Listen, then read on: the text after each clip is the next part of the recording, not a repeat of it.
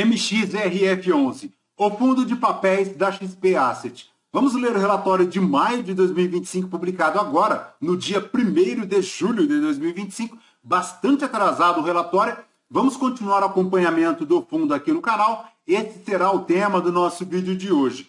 Ele iniciou as operações em 2012, tem um patrimônio líquido total de 4 bilhões 128 milhões, a cota patrimonial a R$ 9,44. Na data que eu gravo aqui com vocês, o MXRF11 cota na B3 a R$ 9,48, fazendo um P sobre BP de 1,01, 1% acima do valor patrimonial, uma variação positiva nos últimos 12 meses de 5,92%.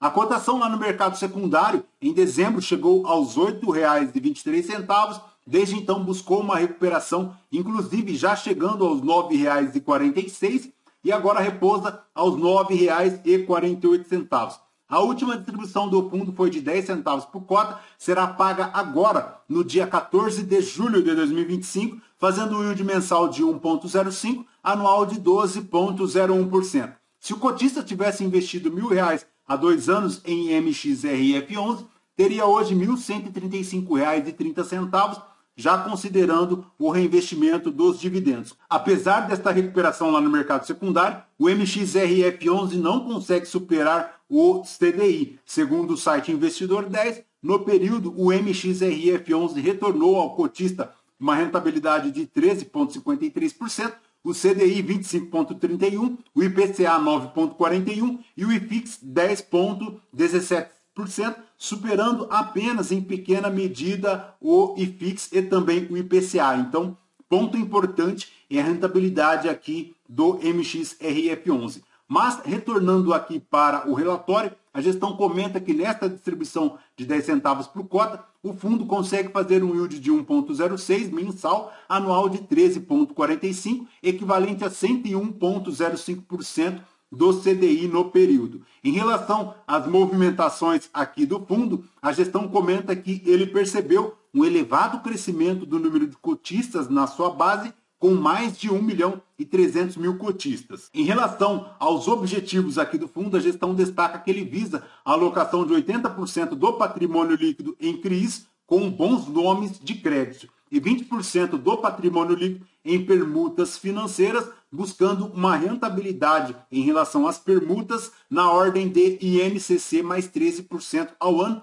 além de operações de FIIs com características de CRIs que por motivos diversos foram estruturados via FIIs. Em relação ao book de CRI, segundo a gestão, houve um aumento na exposição do CRI Econ 2 na casa de R$ 7.910.000 e, segundo a gestão, ela segue originando o pipeline de CRIs e permutas financeiras, bem como busca oportunidades na reciclagem de portfólio no mercado secundário. Já em relação ao book de permutas financeiras, não foi realizado novos aportes e, por fim, no book de FIIs, não ocorreram movimentações relevantes no período. Esta distribuição de 10 centavos por cota totaliza um resultado de R$ 44.590.000. No book de CRIs, o resultado caixa foi de R$ 38.120.000, enquanto no book de FIIs, o resultado foi de R$ 5 milhões. Já no book de permutas, o resultado foi de R$ 3.900.000. E ainda, em virtude do regime caixa seguido pelo fundo, o fundo possui uma reserva acumulada de correção monetária na ordem de 35 milhões, equivalente a 8 centavos por cota. A esta distribuição de 10 centavos por cota, segundo a gestão, considerando o preço de fechamento de R$ 9,46, ele produz um resultado equivalente a 102,89% do CDI no período, já livre de impostos, ou ainda 121,05% do CDI, com um gross up de 15% de impostos. Em relação à DRE do fundo para maio de 2025, ele fez um total de 47 milhões de receitas, subtraídas as despesas de 3.240.000, chegando a um resultado de R$ 44.608.000, um rendimento distribuído de R$ 43.732.000, chegando a distribuir 10 centavos por cota. Em relação à composição aqui do resultado, a maior contribuição veio aqui das receitas de CRIs, seguidos das receitas de FIIs e também das receitas de permutas, além de receitas de LCIs e também renda fixa. Em relação à receita de CRIs, chega aqui na casa de 8 centavos por cota. E no resultado acumulado dos últimos 6 meses, em relação à receita de CRIs, o fundo fez 51 centavos, 6 centavos de receitas de FIIs, 2 centavos de receitas de permutas, 4 centavos de despesas financeiras, chegando a um resultado de 57 centavos por cota. Em relação à rentabilidade do fundo no período, ele deu 13,01, já considerando o valor de mercado da cota mais os rendimentos. Em relação à NTNB, deu um resultado de 12,54, enquanto o IFIX retornou 12,41%. Em relação à rentabilidade do fundo para maio de 2025, se comparado aos benchmarks, a cota patrimonial a R$ 9,44, considerando o valor de mercado da cota a R$ 9,46, dá aí um ganho de capital bruto de 2,83%, enquanto a taxa interna de retorno bruta 3,8%, o retorno total bruto de 3,8%, a NTNB principal 0,81%, o IFIX 1,44%, dando uma diferença versus a NTNB de 3% e uma diferença versus o IFIX de 2,36%.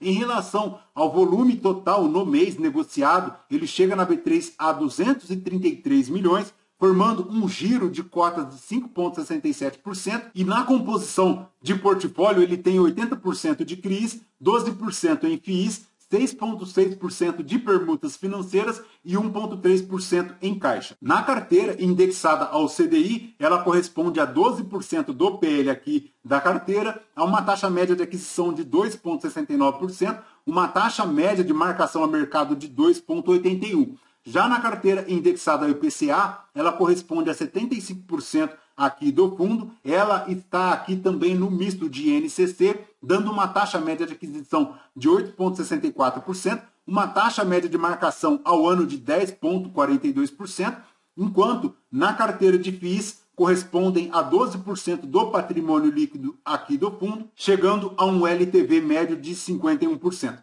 Na tabela de sensibilidade, operando com um ágio de 0,6% em relação ao seu patrimonial e a cota a mercado na casa de R$ 9,50, ele produz um yield de IPCA mais 9,94% e um yield de CDI mais 2,47%. Em relação às movimentações, houve aqui um aumento de exposição no CRI Econ 2 no montante de R$ 7.910.000 e o fundo também fez a alienação dos CRIs BRF e GPA2 para a gestão ordinária de caixa. Em relação à exposição aqui do portfólio de CRIs, ele segue com 32,15% no imobiliário residencial, mas ele tem aqui também 19,49% de varejo alimentício, 9,36% de varejo, 7,19% de shoppings, além de 5,84% em agronegócio. Em relação à indexação de IPCA, ela forma 84,96% da carteira aqui do fundo, 15% de CDI e também 0,03% de IGPM. Em relação ao vencimento e as durations dos CRIs, 1% agora para 2025. Em relação ao vencimento lá para 2031, chega a 75% e 29% com uma duration da carteira vencendo acima de 2031. A maior exposição de CRIs aqui do fundo é do Shopping Itaquera, no montante de 144 milhões, uma duration de 5,8 anos, 3,5% da carteira aqui do MXRF11, a uma taxa de IPCA mais 9,11%, com uma periodicidade mensal. Em relação aos CRIs marcados aqui na carteira, ele segue lá com o CRI da Hart, segue aqui também com o CRI da Urbiplan Mezanino. E em relação a este CRI, a gestão comenta que segue com conversas para vender o crédito e sair do risco. E também o CRI Next Growth,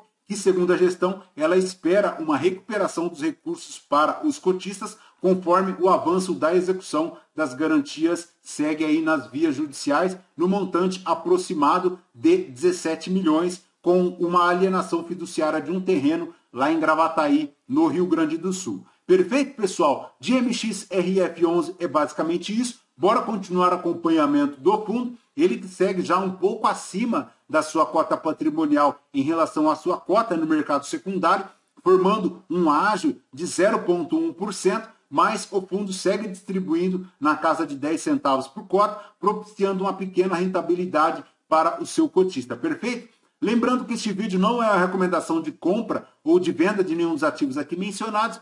Aos novos inscritos, bem-vindos. Você que permanece conosco, muito obrigado por isso também. E você que ainda não é inscrito, considere se inscrever, deixe seu like, seu joinha, porque tudo isso nos fortalece aqui na produção de conteúdos. Fechou? Voltamos com vocês num próximo vídeo. Fraterno abraço a todos. Até mais.